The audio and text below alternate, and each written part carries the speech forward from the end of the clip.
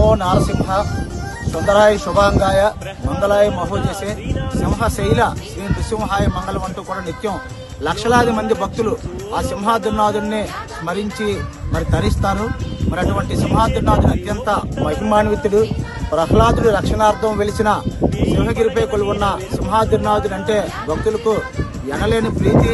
పైగా సింహాద్రినాథుడు దర్శించుకుంటే సిరి సంపదలు కలుగుతాయని, అలాగే భక్తులు కోరిన కోరికలు నెరవేరుతాయని భక్తుడి ప్రగాఢ విశ్వాసం.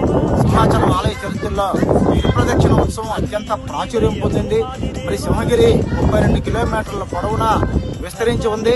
మరి ఇక్కడ తులిపావంచ వద్ద కొబ్బరికాయ కొట్టి భక్తులు భక్తి శ్రద్ధలతో తమ గిరి ప్రదక్షిణ ప్రారంభిస్తారు. మరి ఇక్కడ పాత అడవివరం మీదుగా ముడసర్లో చేరుకుని, ముడసర్లో నుంచి హనుమంతవాక్ మీదుగా కైలాసగిరి చేరుకుని, అక్కడి నుంచి అప్పుగరకు వచ్చి అక్కడ పుణ్యస్నానాలు ఆచరించి తిరిగి సీతమ్మధార మీదుగా మాధవధార చేరుకుని, అక్కడ మాధవధార వద్ద ఉన్న గోదావరిలో భక్తులు పుణ్యస్నానం ఆచరించి గన్నేడి కొత్త రోడ్డు మీదుగా గోపాలపట్నం పెట్రోల్ స్టేషన్ మీదుగా మరి సింహాచలం పాత కోశాల మీదుగా తిరిగి తులిపావంచ వద్దకు చేరుకుని కొబ్బరికాయ కొట్టి తమ గిరి ప్రదక్షిణ పూర్తి చేస్తారు. మరి ఈ గిరి ప్రదక్షిణ పూర్తి చేసిన భక్తులు పూర్వకాలంలో తక్కువగా ఉండేవారు, కానీ భక్తుల్లో ఆధ్యాత్మిక భక్తిభావం ఎనలేనిగా బాగా గణనీయంగా పెరిగింది. దీంతో లక్షలాది మంది భక్తులు తరలి వస్తున్నారు. మరి గత ఏడాది సుమారు 10 లక్షల మంది భక్తులు హాజరైనట్లు ఆలయ వర్గాలు చెబుతున్నాయి. మరి ఈ ఏడాది కూడా 6 నుంచి 10 లక్షల మంది భక్తులు హాజరయ్యే అవకాశాలు ఉన్నాయి. మరి సింహగిరి ప్రదక్షిణ భూపల ప్రదక్షిణ ఫలంగా చెబుతారు. సింహగిరి ఎవరైతే ప్రదక్షిణ చేస్తారో వారికి ఈ భూమండలం మీద అంతా కూడా ప్రదక్షిణ చేసినంత పుణ్యం కలుగుతుందన్నది అప్పన్న భక్తుడి ప్రగాఢ విశ్వాసం. అందువల్లే సింహాచలంలో జరిగే చందనోత్సవం, ఆ తర్వాత గిరి ప్రదక్షిణ మహోత్సవాలు కూడా అత్యంత ప్రాచుర్యం పొందాయి. మరి నేరుగా నడవలేని భక్తులంతా కూడా కొండపై ఉన్న ఆలయం చుట్టూ కూడా 108 సార్లు పువ్వులు అలాగే తులసి ఇది కూడా వేసి ప్రదక్షిణ చేస్తారు.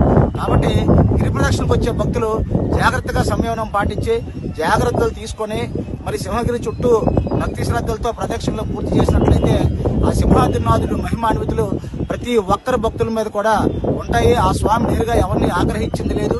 కాబట్టి ప్రతి ఒక్కరూ కూడా తమ మనసులో సంకల్పం చేసుకుని గిరి ప్రదక్షిణ చేసినట్లయితే అది పూర్తి కావాలని కోరుకుని కొబ్బరికాయ కొట్టి ప్రదక్షిణ పూర్తి చేస్తే ఆ భగవంతుడే నడిపిస్తాడు. మరి నా చిన్ననాటి నుంచి కూడా అనేక సార్లు నేను గిరి ప్రదక్షిణ చేశాను. కాబట్టి మనం సంకల్పిస్తే ఆ తర్వాత నడిపించేదంతా భగవంతుడే.